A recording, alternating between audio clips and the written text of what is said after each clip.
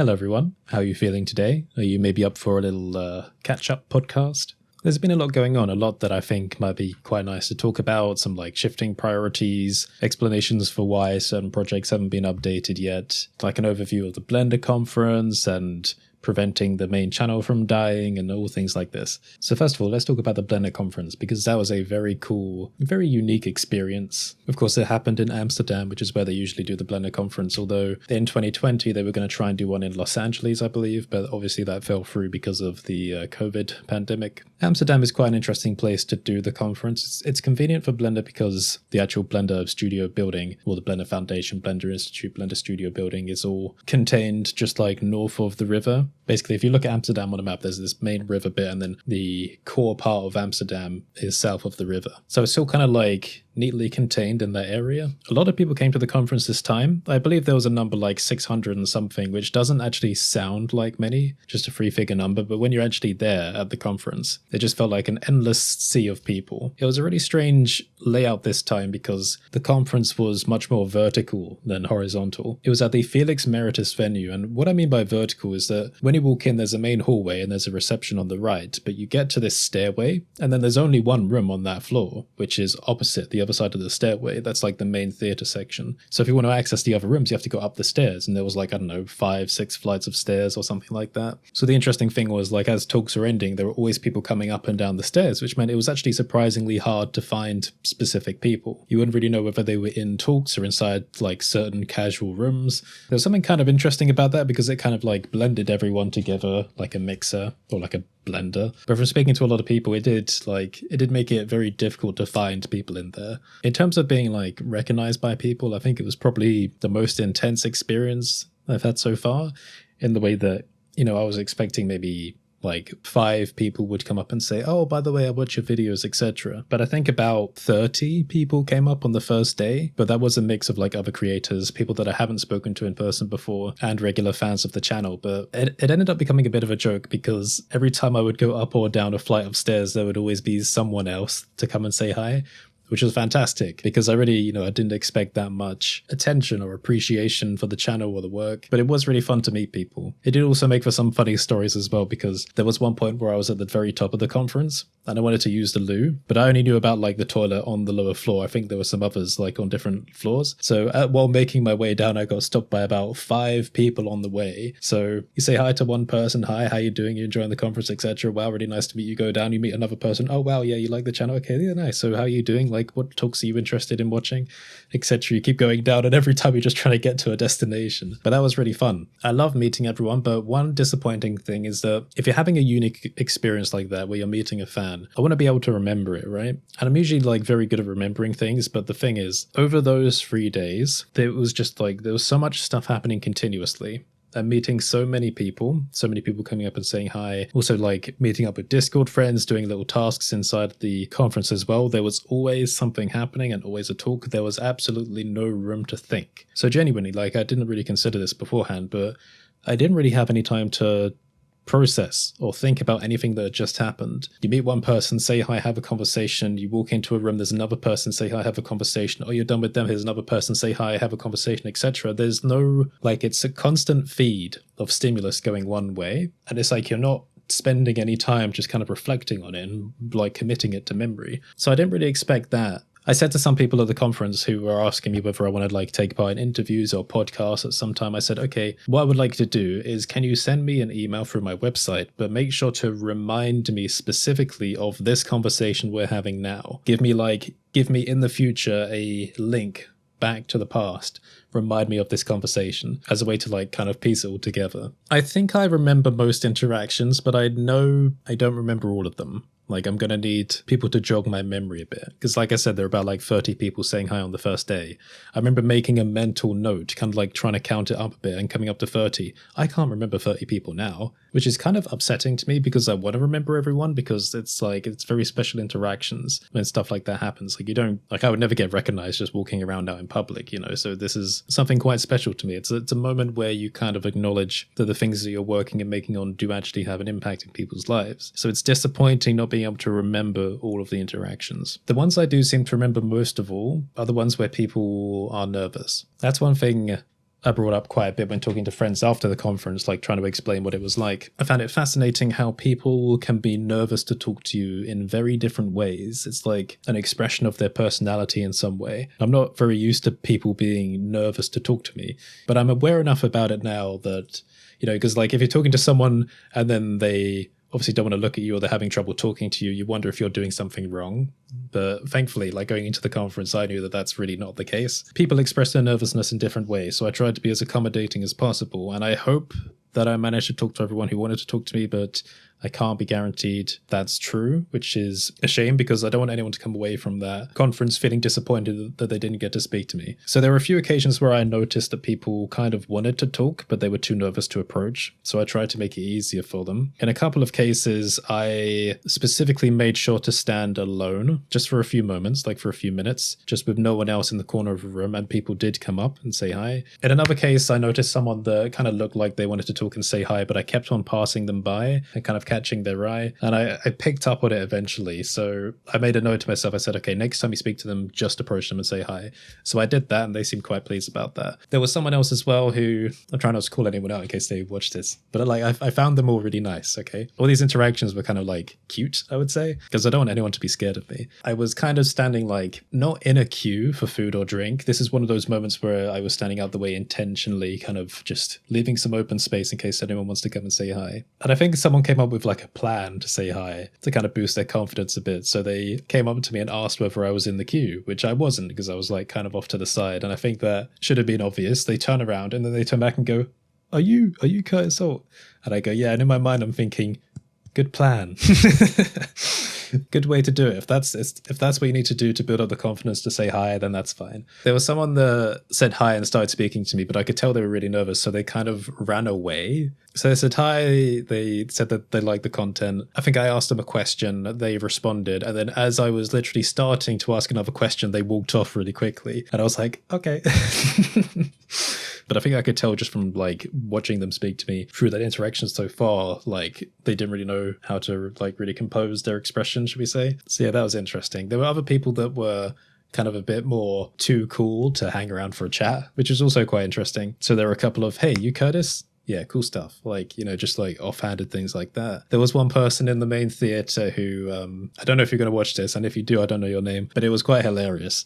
I think they were sitting like a few rows in front with someone else who I think they were at the conference with. I'm not too sure. They got up, and as they were leaving the theater, I think they turned around, they pointed me out. They explained to the person they were with that they watched my stuff. And then you kind of, I'm going to say you in case you're watching, you kind of shouted out to me like, oh, I've watched all your videos. Like, oh, such a big fan. And then I shouted back, I'm glad you liked them, as you were walking out of the theater. And I thought that was really funny because you seem like really bubbly and excited. And I was just like, okay.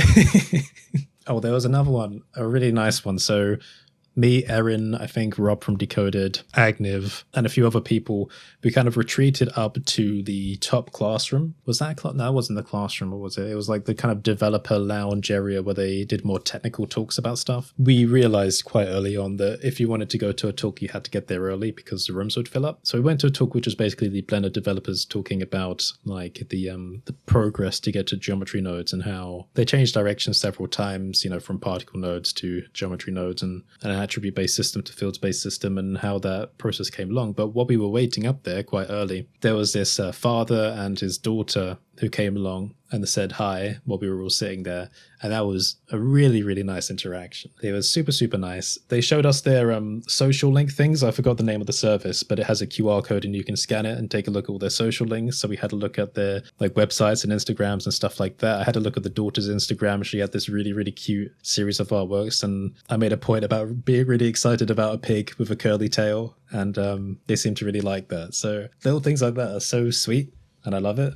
I met a lot of cool creators that like I just wouldn't have met otherwise. Kaizen Tutorials, Bad Normals, Paulie Fjord, Agniv, Derek Elliott, Brent Patterson, Brady Johnston, and everyone else. There are so many people. If I begin to do an entire comprehensive list, I'm bound to forget everyone. But it was brilliant. But like I said, there was this interesting thing where because you don't have any time to stop and think about what's happening, with so many people wanting to speak to you, moving in and out of these talks, it also feels like your body doesn't really have enough time to settle down and relax. So this was an interesting thing. I'm usually like a very introverted person. And I kind of lose my energy quite quickly when I'm out of the house and doing things, speaking to other people. But the thing I found interesting was that even after hours and hours of being in talks and talking to people, at the end of the day, I didn't feel tired at all. There were a few moments where I felt tired inside of talks, like getting quite bored. I wouldn't even say bored, it just felt like that was like the come down where there was no one to speak to and you're just staring at someone talking kind of slowly about something that you're interested in. And, I almost fell asleep in one of them. But actually being out and amongst the people, I didn't feel tired at all, which I thought was interesting.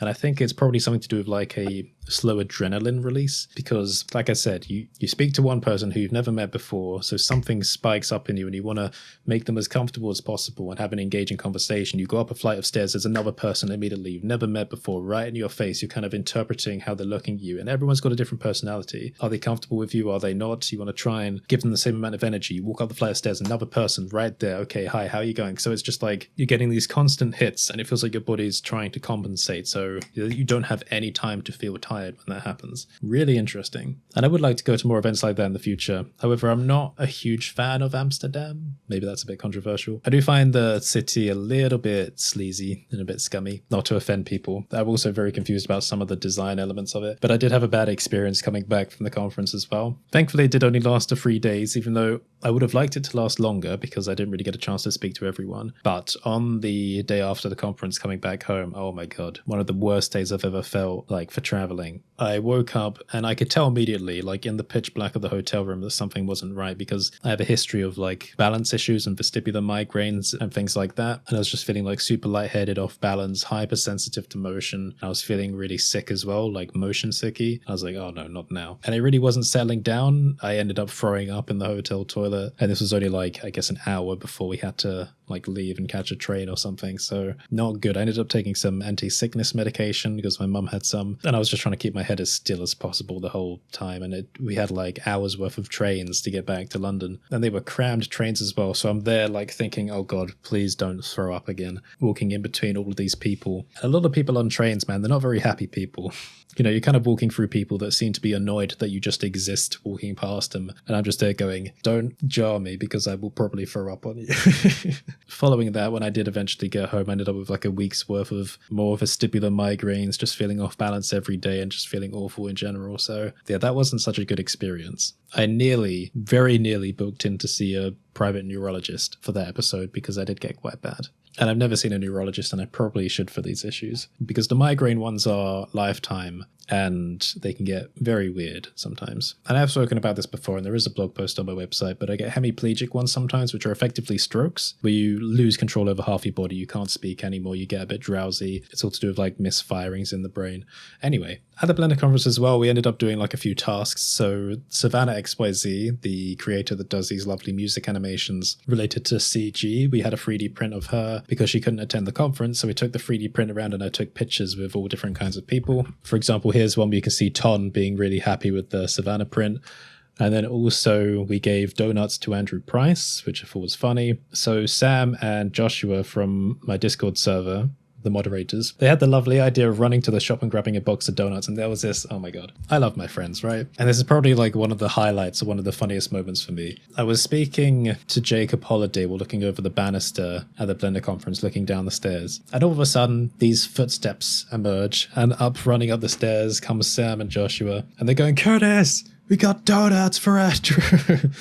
And there was a moment where I went, oh, for fuck's sake. And they came running up so excited, and then they ended up giving it to him. So that there's Sam, and here's Andrew holding his box of donuts, and that was quite funny. He ended up giving them to a few people. So there's Andrew giving a donut to Zach Reinhardt. Zach got the pink one, classic pink. It couldn't have gone to a better person. Zach's amazing.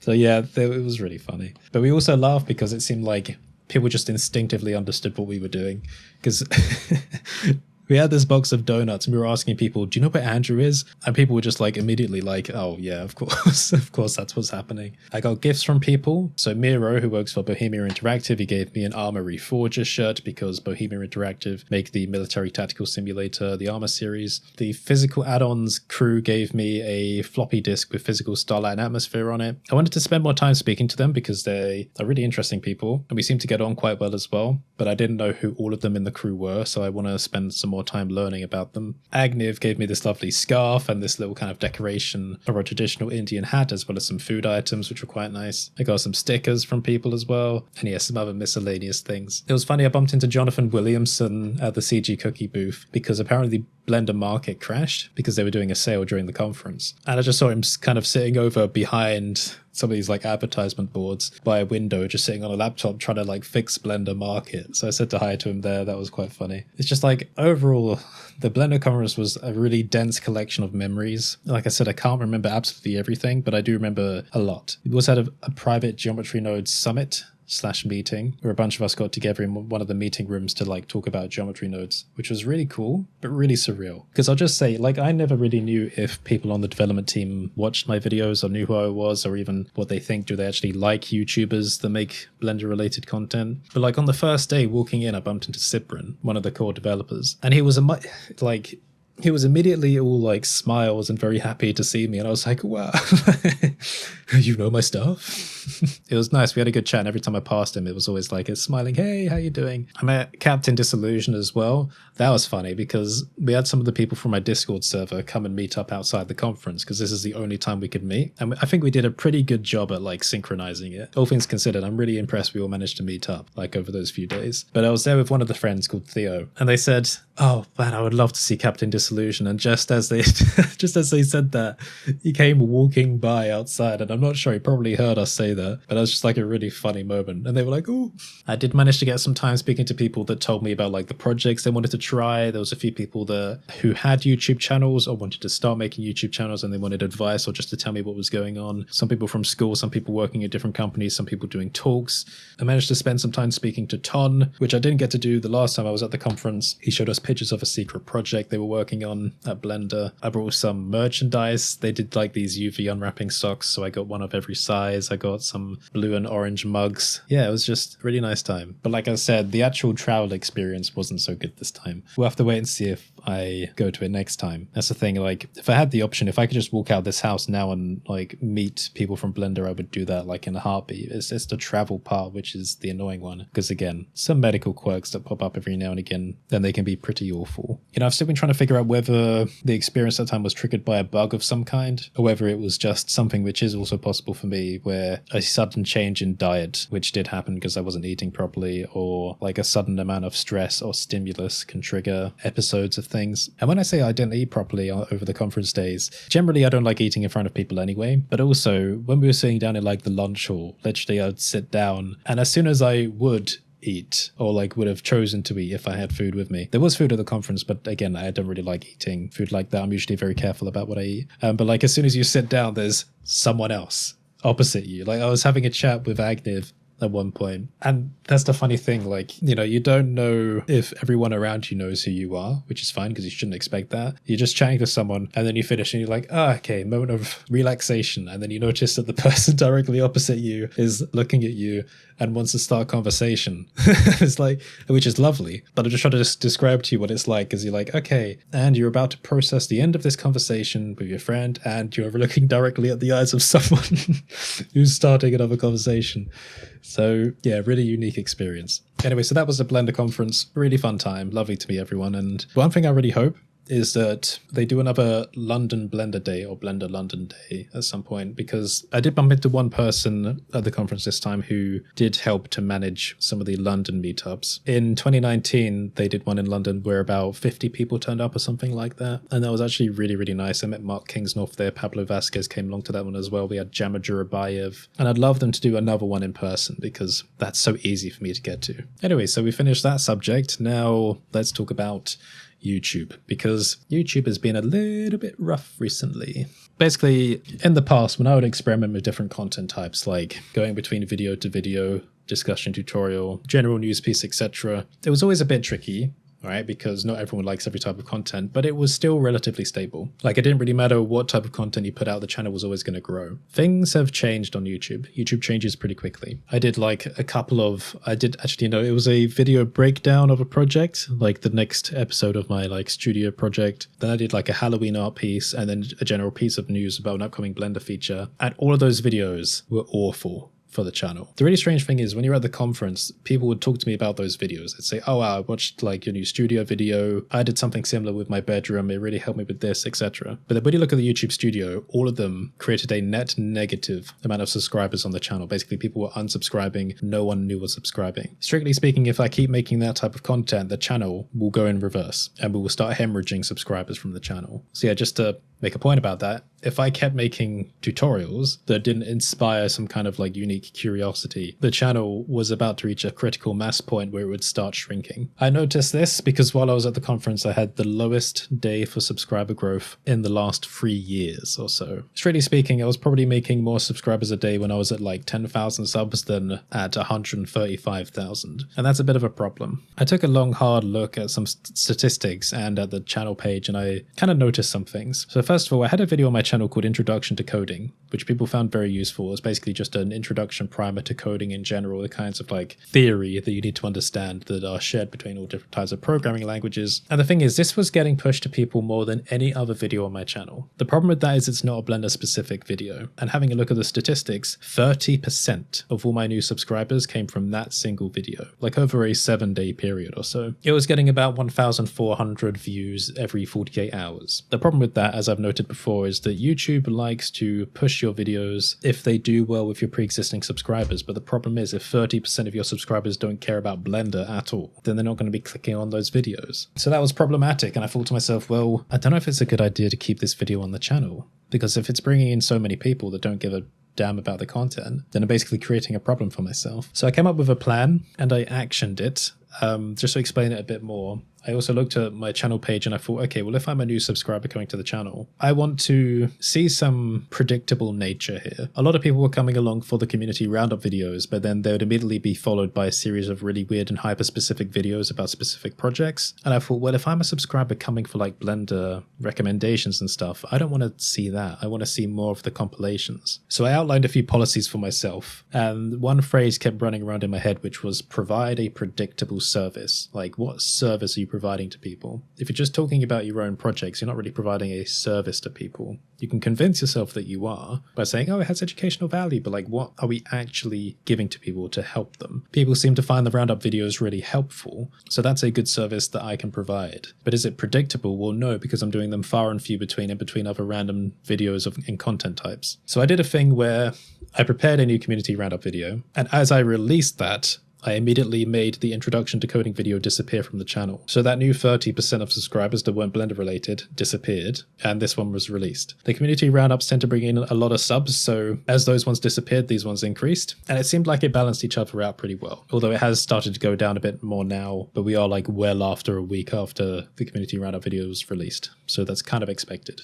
I uploaded the Introduction to Coding video onto a new channel called Curtis Holt Archive. So what that means is if someone typed in Introduction to Coding Curtis Holt, they would still be able to find exactly the same video. It would just be on a different channel. The interesting thing about that is it allows us to make a comparison and see how many people are actively searching for that video through YouTube versus how many people were just recommended it and then subscribed on a whim. So remember, that video was getting about 1,400 views every 48 hours on the main channel. So how many views do you think it got on the Curtis Holt Archive channel, which would have only been found by people that were actively searching for it? Well, after about a week, it was on about 8 views. And actually, since 3 of them were me just testing the video, that was about 6 views. Well, that's the thing. I can't be sure if it was like 2 or 3 views that I tested like in the unlisted mode before it was made public. So it was somewhere around like 5 or 6 views that were kind of more authentic. So 1,400 on the main channel down to 6 on the archive channel. That goes to show how many people were actively looking for the video versus how many people were just recommended it from YouTube. It just goes to show like how one video can really carry a channel or have like a very strong influence over it. Because after removing it from the main channel, my income on the channel dropped by about 40%. So about 40% of the income of the entire channel came from one video. I'm okay losing that money, you know, it's a trade-off, because I wanted more specific subscribers Blender related. And now I can be guaranteed, having a look at the last 48 hours of videos, that they are all or almost all completely Blender related. So Kev, or Kev Binge, has a nice word for this, which he calls, well, it's a term, audience sculpting, which is where you're essentially making changes to craft a more dedicated audience. So that's what I've been doing. My last video was a community roundup video and it's performed very well. Typically you want to aim for about 10% of your sub count in terms of views after like a week or so. So I'm at about 136,000 subscribers. I want to look for about 13.6 thousand views after a week. This one did achieve it. In fact, it's almost on 20,000 views just after 2 weeks. The random videos that came before that were not performing so well. So I want to continue doing this thing where I'm prioritizing videos which provide a service to people. And I've also noticed that being super specific with the content is also not necessarily a good thing. Not just for viewers and their interest, but also for me. So what I mean is I want to do more compilation type videos. So not just for the community roundups, but also for my projects, like 15 crazy things I've done in Blender, like in the past week or something, where I can talk about experiments I put on Patreon or things I've worked on for some of our products, and also tip videos. And then also, you know, the Blender update videos because they're quite essential. One thing I noticed was that with the idea of doing compilations of project updates, I restructured my Notion pages. So I would be able to like jump between different products and projects. And as I update them or just create random new projects, I can add them to a column. And then when the column becomes full enough, I know, okay, I can make a video about my random projects. I haven't got enough of that to do one yet. So the next video is going to be another community roundup, unless it's already been released. What changing to this compilation structure has done is it's actually given me more motivation and encouragement to work on random projects or like jump between the projects and work on random updates, because I kept getting stuck in this loop of having to make another specific YouTube video every single week. Releasing myself from that has given me more freedom in what I want to work on, which seems to be a good thing, but I guess we will continue to see whether that actually works out in the long term. People also seem to love numbers, like in project titles. 13 plus this, 5 plus this, 10 plus this amazing thing. And I like the idea of that giving people a sense of value, like, wow, I'm going to get like 10 really cool things coming at me, rather than like a very specific video. So predictable service, compilations, sense of value, curiosity. I want people to feel like the channel is like a treasure box, and I want people to think that every video is also a treasure box, where they're going to open it up and get like a ton of really cool stuff. So focusing on this and stopping the channel from dying is the reason why I've had to just put some of the larger development projects on hold, like Biogen and all that, because I was going to dive right into them. But like I said, while I was at the conference, I had like the lowest day for sub growth. Everything started looking like it was going bad. The last 3 videos were giving me negative subscribers, and like the channel growth of subscribers was just slightly outpacing that, but it was about to hit the critical mass point where they were going to overtake and the channel was going to start shrinking. So I had to take emergency measures, cull off the video, focus on what's popular and what brings people in, and like do all this rearranging just to save the channel before going back and working on these other projects. So that's why there was a bit of a change. But that's why the type of content I'm going to put out from now on is going to be more predictable and providing a service. So just for reference, it may have increased now, but let me take a look. Before the latest community roundup, just give you an idea of how bad this was. I did a video talking about whether Blender was going to get a new add-on updater. That brought in a net 0 subscribers, which is awful for a channel of my size. Then the video before that was about creating an alien hoax in Blender. That brought in a net 0 until I released the new community roundup, which meant that it got recommended more in the watch next section. And then that brought in like a net 3 subscribers, which is again very low. But then the one before that, using Blender to design my future studio, that brought in a net negative 6 subscribers and is currently sitting at negative 4. So no new subscribers on that video. Now comparing that to the new community roundup video, that has brought in a net positive 238 subscribers.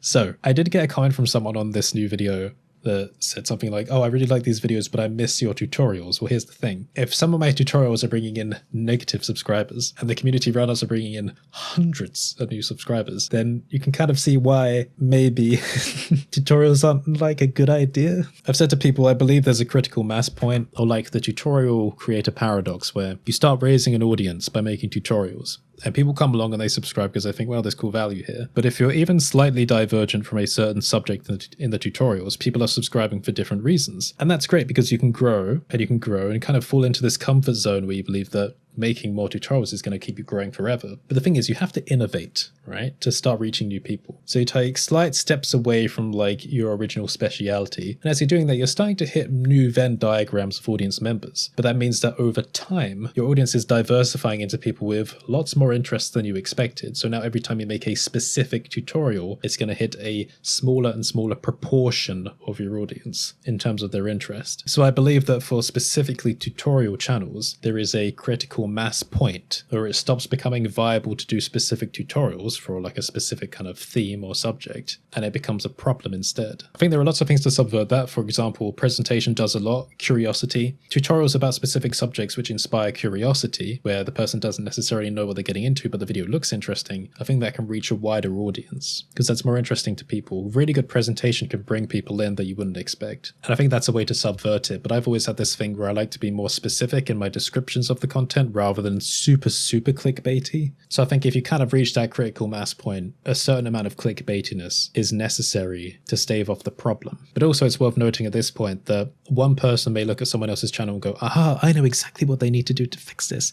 That's like not true, because like we kind of noted about YouTube likes to recommend videos that your previous subscribers like. Everyone's audience is different. If someone on channel A puts out a video with a specific title, thumbnail, and actual video, and then it blows up and gets millions of views. If that same video released on channel B at exactly the same time, I doubt it would happen. I doubt it would have the same reaction. That one might end up getting just like 5,000 views. I believe heavily that the actual channel itself gives different conditions based on the audience that you have. So something that works for one person doesn't work for another. And I think the way to find out what does work is by not listening to your audience, but by watching them. For example, like I said, with this community roundup, the video about my studio project got like -6 subscribers, and this one's got positive 230 something so far. That's a huge difference, but that's an observation in watching the behavior of the audience. I did a poll a little while back asking people specifically what their favorite types of content were or what they wanted to see from the channel. This poll has proved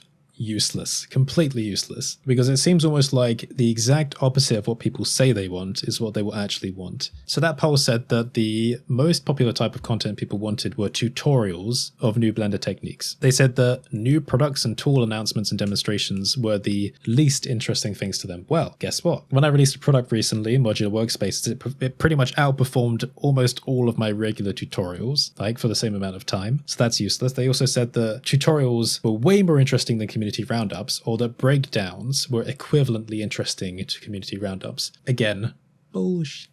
Because as we noticed, like the breakdown of my art project in this case performed like magnitudes worse than community roundups. So it's not enough to listen to people, because they're not going to give you a genuine answer for what they will actually click on.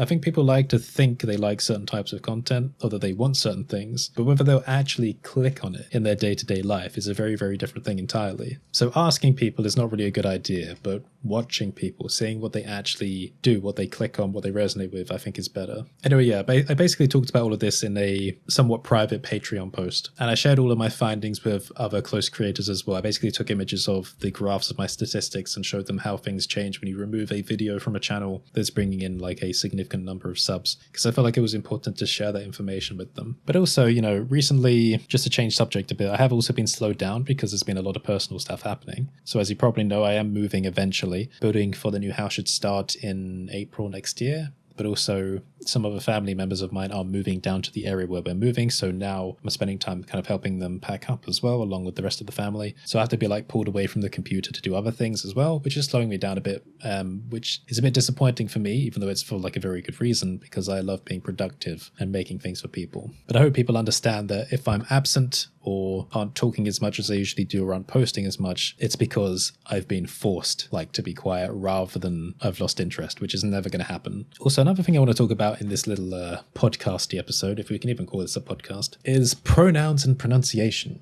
I'm not talking about my pronouns. So I get quite a few comments from people asking, like during my main channel videos, why do I use they so much? This is specifically in regards to like when I'm talking about someone's project or the channel. I tend to use they quite a lot. Not all the time. Sometimes I use he or she, but they is what I mostly use. And is there an agenda behind it? Is it like an LGBT thing? I get other comments from people saying, wow, I love how you're respecting pronouns. So it's not one specific thing. Yes, I want to respect people's pronouns if they have preferred pronouns. I won't get it right all the time, but that is a part of it. But it's mostly not because of that. This has also confused my parents as well, which it shouldn't do, because I'm pretty sure I learned this from them. In my dialect or my accent, it's very common to use they as a blended form, should we say. So for example, I'm not Cockney. My accent is more what you'd call estuary English. It's kind of like this floating point between received pronunciation and Cockney. So you're kind of moving in between like, the received BBC voice and something a lot more Cockney. One thing I've kind of noticed is that depending on what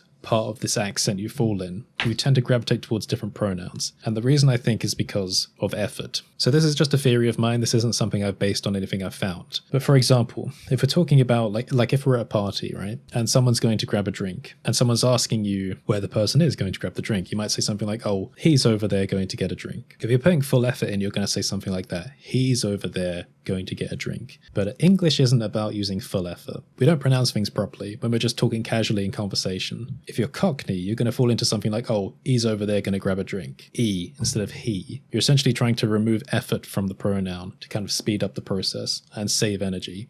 Oh, he's over there going to grab a drink. But I'm not Cockney. I'm estuary, and we say something like, oh, they're over there going to grab a drink. So did you notice the they in that? Because it's a they, but I didn't really say they. I said the. So we shorten it down to th, like apostrophe, th apostrophe. They're over there, gonna grab a drink. They're over there. It takes so much less effort. And you start with your tongue at the front because you can exquisitely control the amount of effort you're going to put into the voice without wasting breath. When you're saying e, you're kind of wasting a bit of breath, or she, too much. But you can blend into so many things. They're over there because I said they want to go. How many days were in that? They're over there because I said they want to go. They're over there because they said they want to go. They're over there because I said they want to go. That's how you talk in my dialect. The is efficient. It's super efficient and it's casual. It doesn't require so much effort. It's a good substitute for other pronouns and it doesn't sound like too characterized. Like he's over there, she's over there. That's what they want to do. That's what they want to do. Not they. That's what they want to do. So on the videos, yes, it is partly like an appreciation for what people's preferred pronouns are, but in my dialect, this is just what we do because we skip out on saying the entire word. It's an efficient contraction and that blends into like any word really easily. There's something over there. There's something over there. Not there is something over there. They're over there. They are over there. There's something there. There is something there. TH is like the key to this accent. And the thing is, it confused my parents a bit as well, but I don't think they noticed that they have always been doing it throughout their entire life as well. Because I pretty much picked this accent up from them. And like, we don't notice we're doing it until people point it out. I just talk where I've always been talking. People are like, oh, why are you using it this way? Is this like some kind of agenda thing? No, this is just a really efficient way of speaking English. This is modern English, ladies and gentlemen. So I just want to emphasize as well that I do definitely still use he and she, but a lot of it's just down to like the intuition of how a sentence feels. And that's mostly down to like emphasis and the effort you want to put into it. So for example, again, say you're at the same hypothetical party and you're sitting at a table with people and someone casually asks you where the person is. You say, okay, well, they're over there. Okay, very low effort way of saying it. But then say someone comes in with like frantic energy and they're getting quite annoying because they're trying to find someone and it's really annoying you and they say, where are they? And you go, oh, he's over there, for Christ's sake. Like, so that's that's where you would use it. So like I would definitely use it in that case because it's like much more impactful with the emphasis. But even in just like casual speech, I'll just move in and out of using the gendered pronouns and they, because for me it has always been interchangeable. I get maybe that's a bit confusing for like maybe international viewers who have been taught very strict rules in English, like you can never use they unless it's for someone where you don't know their gender, or only ever for multiple people. But that's just like not how we use it here. Obviously everyone's going to be different. The interesting thing about England is people have different accents and dialects just like a few towns away. So I've never been a big fan of like, know-it-all rules and teachers. I remember getting annoyed once because Charan, again, my Indian friend, showed me like part of an examination they had to do. And it was a lot of questions on the English language, like what's the right way to say something. And I got really annoyed because a lot of it just didn't make sense to me. Or rather, like all of the multiple choices made perfect sense to me. And like you would use them in any kind of speech, but there was only one right answer in their eyes. And I'm like, well, that's just not true. That's not how it works. We all say things in different ways here. Language is always changing and evolving. And we're moving in and out of using like the more efficient ways to say things to ways to emphasize things. Even like another thing that's confused people is when I do the rising tone at the end of a sentence. And it's generally when when doing a tutorial to let you know that more information is yet to come. Like in conversation, it's an extremely useful tool because it means that the other person can't interrupt you. Just to add a little thing at the end that lets you know, well, actually, I'm kind of in the middle of a sentence here, but I'm going to take a little breath and then carry on, just so you know not to interrupt me while I'm taking a break. Like, I always thought that was quite an obvious feature of language, but then people pointed that out to me, like, why do you keep rising, like, at the end of sentences there? And there have even been studies, I think, in America from some, dare I say, stupid people saying that, oh, by the way, when the people rise at the end of their sentences, it's a sign of low intelligence. And I'm like, what freaking world do you live in? Language is always a dynamic thing, and I don't want people to, like, sit there and go, oh, Curtis is just trying to find excuses because he can't speak the language properly and he doesn't know how it works. Well, I did advanced English studies. I did my double English GCSE, I did my English language and English literature A-levels, studied child language acquisition, the etymology of the English language, how it changed throughout history, inconsistencies in like old English texts, how they had to adapt things for the printing press, the psychology of how children onboard language, and the theories from prominent psychologists on how that occurs. Also the pitfalls of all of those theories. The only constant is that language changes, and it often changes based on just your gut feelings, you know? Like towns, they don't just congregate, get together and then write new laws for how everyone in the town's going to be speaking the language in like the next month. It's all about picking up on small cues in social gatherings and kind of adapting the way you say things and what parts of the sentence you emphasize without even consciously thinking about it. So when people listen to me speaking on videos and they get confused and they question certain aspects about how I'm speaking, well, here's the thing. You're listening not just to me, but where I'm from. You're listening to a dynamic change in language and making a comparison of where I am here to where you are in your life and the people that you tend to surround yourself with. And I think that's a really interesting thing. So yeah, I just thought it'd be interesting to add this little note in there. I'll hand you back to the original recording. Anyway, people are welcome to disagree because this might be a very specific combination because my lexicon kind of contains like hybridizations, and I do this thing which I call sentence superposition sometimes in videos where I say something which doesn't really make sense, but it's a combination of two common phrases. I don't really have a specific example. If I watched a video, I'll be able to point it out, but I know it happens where like I say two common phrases which mean something similar, but I'll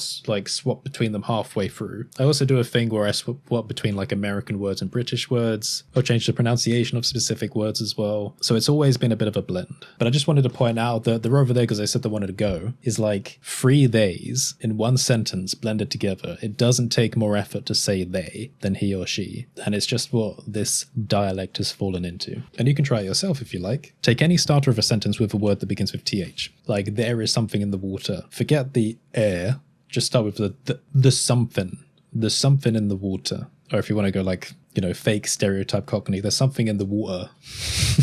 There's something in the water. We don't necessarily skip the T's in my little dialect, or my accent, however you want to think about it. Bottle of water. I tried saying this to like Charon, just 3D things. They're Indian and they have an Indian friend who've come over to do uni. We had a conversation about this, asking how I would say bottle of water, right? Now I've emphasized the T's there on purpose, but I would not skip the T on the water. So I'd say bottle of water. So I don't emphasize the T at the beginning. Bottle of water. Bottle of water. So the emphasis is at the end so people know what you're talking about. It's a creative use of where to emphasize things and where not to. The rover there getting a bottle of water. The rover there getting a bottle of water. That's how I would say it. I'm giving you like a lesson on how to speak like me now. So remember the rover there getting a bottle of water. The rover there getting a bottle of water.